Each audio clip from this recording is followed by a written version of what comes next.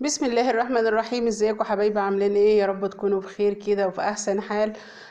وكل سنة وانتم طيبين ورمضان مبارك عليكم. طبعا حلويات رمضان وما ادراك ما حلويات رمضان. الحلويات دي ممكن نعملها في طول السنة عادي، يعني ماهيش، ولكن في رمضان لها طعم تاني ولها ريحة تانية. يعني الكنافة، البسبوسة، لومة القاضي، البلح الشام، كل الحاجات دي حتى موجودة في المحلات، ممكن نشتريها طول السنة أو نعملها في البيت عادي. ولكن في رمضان ليها طعم تاني خالص خالص خالص، وريحة تانية وفرحة تانية. يعني نبقى عاملين كده، الله بتبقى عاملة النهاردة حلويات مثلا، عاملة النهاردة صينية بسبوسة، عاملة النهاردة صينية كنافة، عاملة النهاردة بلح الشام، عاملة زلابية. ف لا، بيبقى لها طعم تاني خالص خالص، وخصوصا بقى ساعة الفطار كده لما تلاقيها موجودة ساعة الفطار. لا، ما بتبقاش الموضوع ده ما بيبقاش موجود طول السنة. وما بيحصلش غير في رمضان بس. كل سنة وانتم طيبين. فالنهاردة بقى هنعمل حاجة حلوة كده من حاجات رمضان الحلوة دي، وهنعمل الزلابية سهلة جدا جدا جدا، بأبسط المقادير. مش أبسط، هي أساسا مقاديرها بسيطة. بس أول ما نعمل العجينة هنعمل الشربات. وشربات بلح الشام بيبقى تقيل. أنا حاطة 4 كوبايات من السكر على كوبايتين من المية. هتعملي 3 كوبايات سكر تحطي كوباية ونص مية. هتعملي كوبايتين سكر هتحطي كوباية مية. يعني المية بتبقى ضعف السكر، بيبقى ضعف المية، عشان هو بيبقى شربات تقيل. لازم يبقى تقيل علشان ما يطريش بلح الزلابية، وتبقى شاربة منه كده، ويبقى طعمها مسكر وزي العسل. بنحطه بقى على النار، واول ما يغلي بنروح حاطين له رشه ملح ليمون او عصره نص ليمونه. وبعد كده بنسيبه يغلي 5 دقايق وبنطفي عليه تلاقيه تقل، واول ما يبرد تلاقيه تقل وبقى زي الفل معاكي، زي ما انتوا شايفين.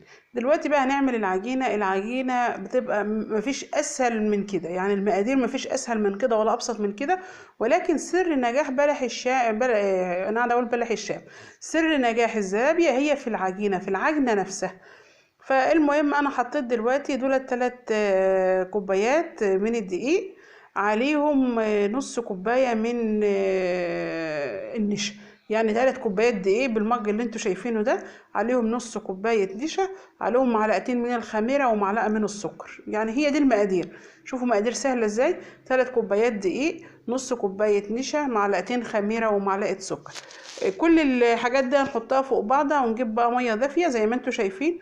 وهبدأ بقى احط عليها المية الدافية حبة بحبة كده، والف معايا والف الدقيق. طبعا بلح الشام، بقول بلح الشام برضه، طبعا ان شاء الله هنعمله في فيديو جاي بإذن الله.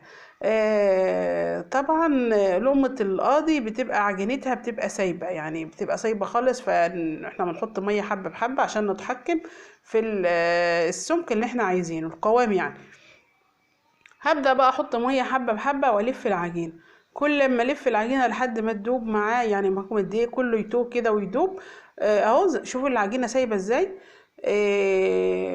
اهم حاجه انك تحط نقطه ميه بنقطه ميه، علشان ما ت... ما تسيبش معاكي وتضطري بقى تزودي دقيق وكده. فاهم حاجه بقى في العجينه دي بتاعه الزلابيه، هو انك انت تلكيها بالشكل ده. يعني تفضلي تشيلي وتربيها، يعني تشيلي وتحطي فيها لحد ما تمطي معاكي. مطة العجينه هو ده دليل على نجاحها. انك انت تعمليها بالشكل ده، يعني تربيها بالشكل ده، ده لازم في عجينة الزلابية عشان تمط. زي ما قلت لكم، المطة هي اللي بتخليه بتدخل الهواء جواها، بتخلي العجينة خفيفة معانا خالص خالص خالص. يعني زي ما في ناس بتسميها في اماكن يعني، وفي ناس بتسميها عوامات. مسافة ما بتحطها في الزيت تلقاها عامت على وش طلعت على الزيت كده، وبقت خفيفة قوي قوي قوي. هي من الحاجات الحلوة الناعمة الجميلة الرمضانية. زي ما قلت لكم ان انتوا اهم حاجة الربة دي، انك انتوا على طول تشيلها كل ما تعملي كده، كل ما تلتها معاكي كل ما تمط. وبعدين هنسيبها. شوفوا هي لسه ما خمرتش ولا حاجه، وشوفوا الفقاقيع اللي فيها، ده من الهواء اللي دخل جواها. بعد كده هنسيبها تخمر لحد ما يتضاعف حجمها زي ما انتوا شايفين، وتلاقي الوش مليان هواء. شوفوا الفقاقيع ده كله هواء. كده العجينه نعرف ان هي ناجحه معانا 100%. بعد كده بقى هنروح حاطين الزيت على النار.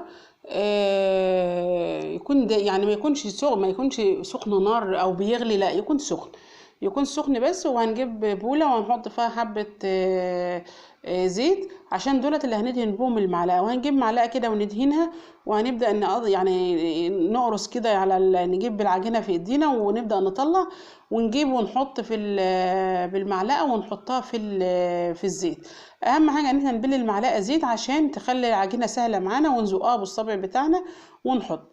بعد بقى ما نخلص كل الكميه اهو زي ما انتم شايفين بنطلع. احنا بنحمرها على مرتين عشان تبقى مقرمشه، يعني بتاخد لون كده خفيف وتمسك نفسها، وبعدين بنروح مطلعينها. وبعد ما نخلص الكميه كلها نرجع تاني نحطها في الزيت بقى ونروح محمرينها، ناخد اللون اللي احنا عايزينه اللي هو اللون الذهبي الحلو بتاع الزلابيه. اه زي ما انتوا شايفين كده. انا رجعتها تاني في الطاسه اهو في الحله دي انا مخصصاها من يعني بالذات في رمضان لقلي الحلويات، بلح الشام، لقمه القاضي، يعني ما بعملش فيها غير كده.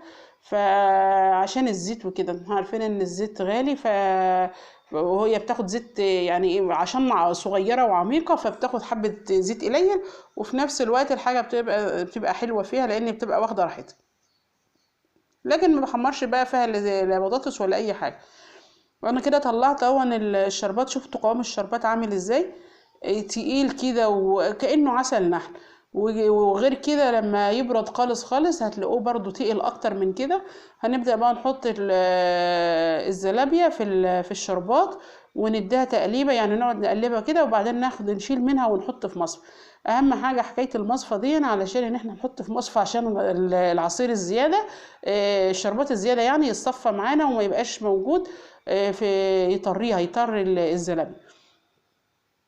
اه كوبايتين ونص ادوا كمية كويسة قوي، يعني التلات كوبايات ادوا كمية حلوة قوي من الزلابية. تقدري كده يعني تكفيكوا يومين 3 وتقدري تفرقي منها.